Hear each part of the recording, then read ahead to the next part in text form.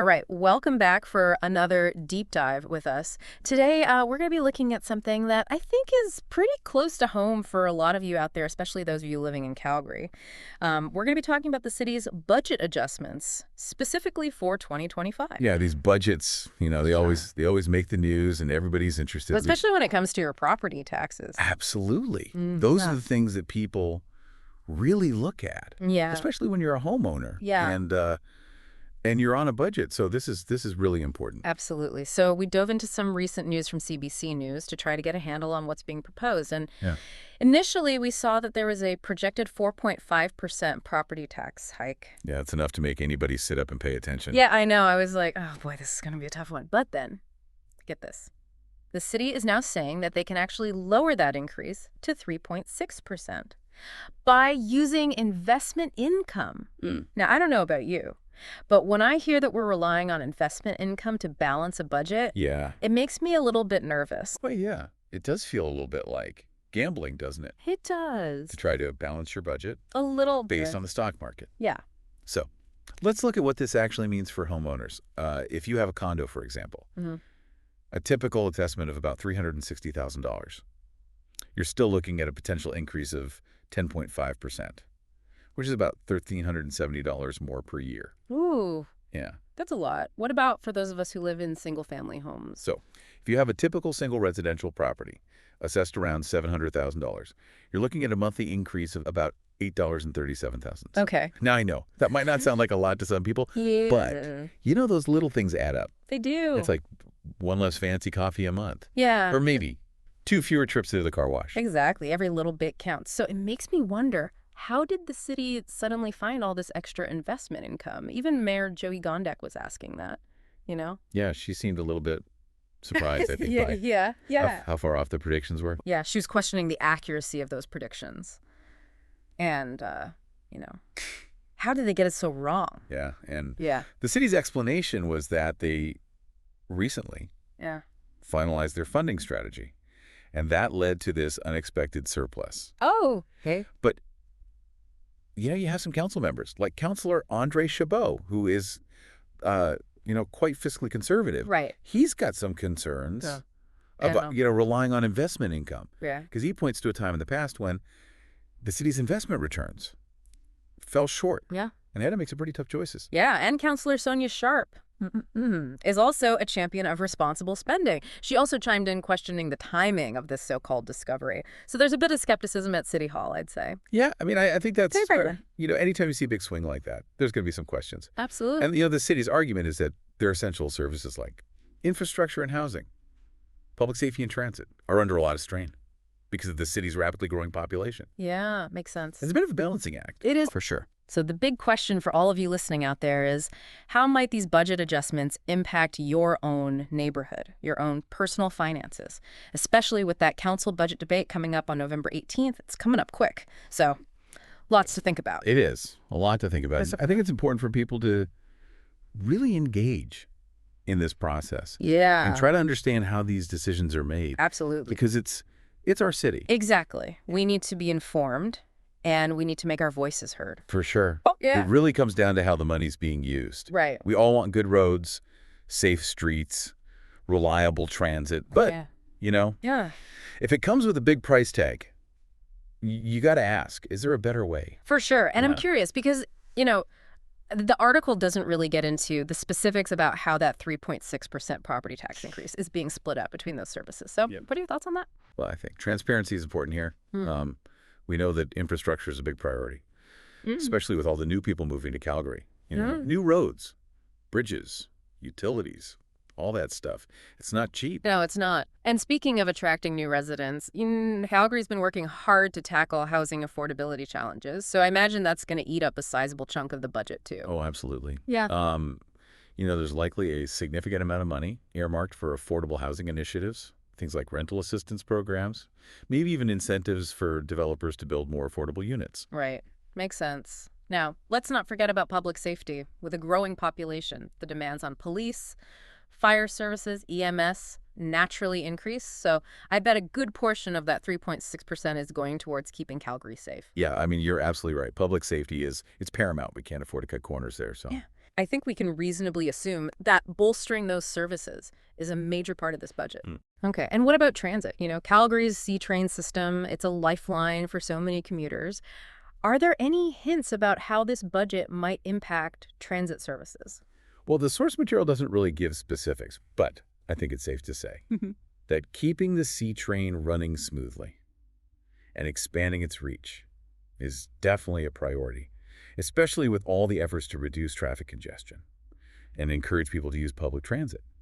So we might see investments in new train cars, expanded routes, maybe even upgrades to existing infrastructure. Right. So it sounds like there's a lot to consider when evaluating this budget. It's not just about the number on the tax bill, but also about how those funds are being used to shape the future of Calgary, and more specifically, your neighborhood. Exactly. I like to think of it as the budget is like a blueprint for the city's future. It reflects the city's priorities and their vision for what Calgary will become. Yeah. So that's why it's so important to be part of the conversation, ask questions, make your voice heard. And with the council budget debate coming up on November 18th, you have the perfect opportunity to do just that. Oh, that debate is going to be fascinating. I think it'll be really interesting to see how the various council members weigh these competing priorities.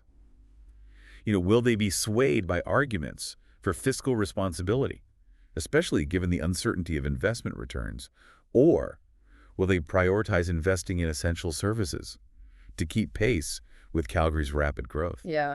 Sounds like it'll be a nail-biter. Yeah. I'm definitely going to be following it closely. And I encourage all of you to do the same. Absolutely. Understanding how these budget adjustments are made, it's crucial for all of us. It's about more than just dollars and cents. It's about creating the kind of city that we want to live in.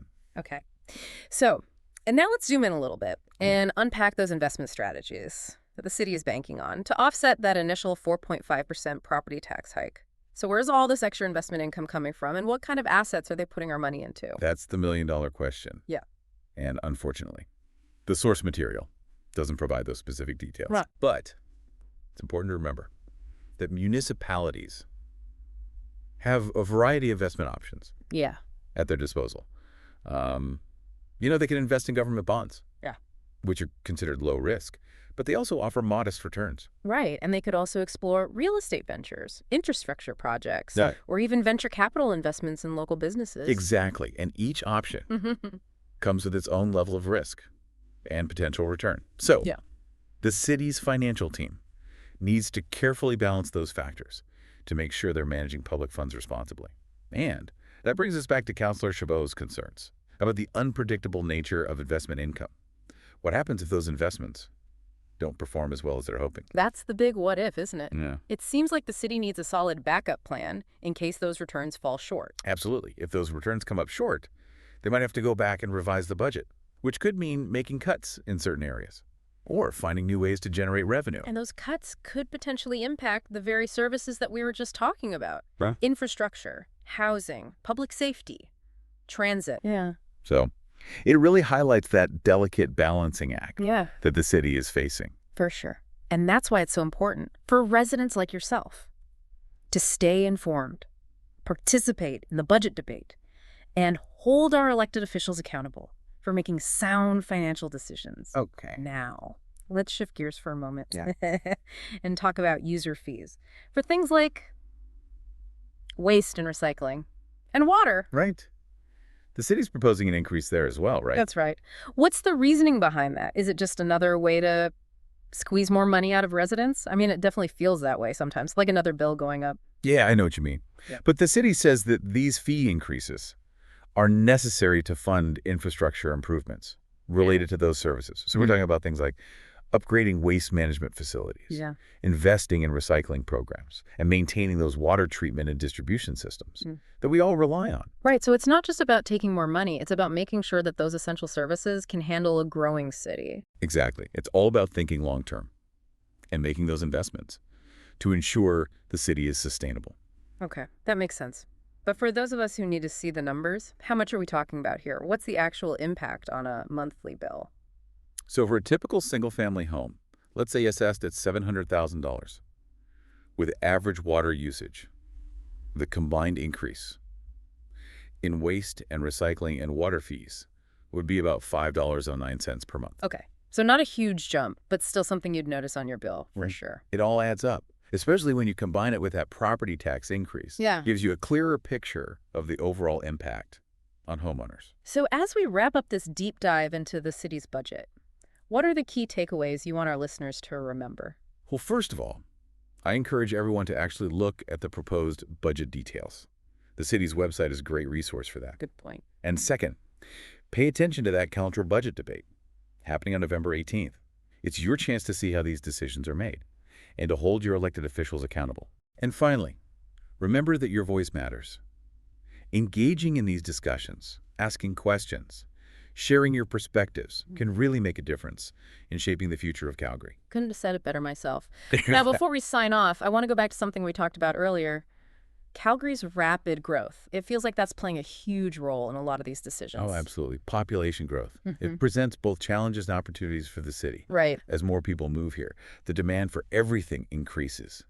Infrastructure, housing, public safety, transit. It puts a strain on resources. So the city needs to invest strategically to keep up. And it's not just about keeping up, is it? It's about managing that growth in a way that benefits everyone and ensures that Calgary remains a great place to live. Exactly. It's about finding that balance between attracting new residents and businesses and making sure that growth doesn't come at the expense of the quality of life for the people who already live here. Right. And that's where citizen engagement is so important. So we've covered a lot today. We talked about the ins and outs of the proposed budget. We looked at the property tax increase and those user fee hikes. And we talked about what it all means for your wallet. Yeah. But most importantly, we talked about why you should be involved, why you should understand these decisions. For sure. We can't forget about the role of investment income either, and all the uncertainty that comes with it. Absolutely. So before we go, we want to leave you with something to think about. What if you were on the city council facing these same budget challenges?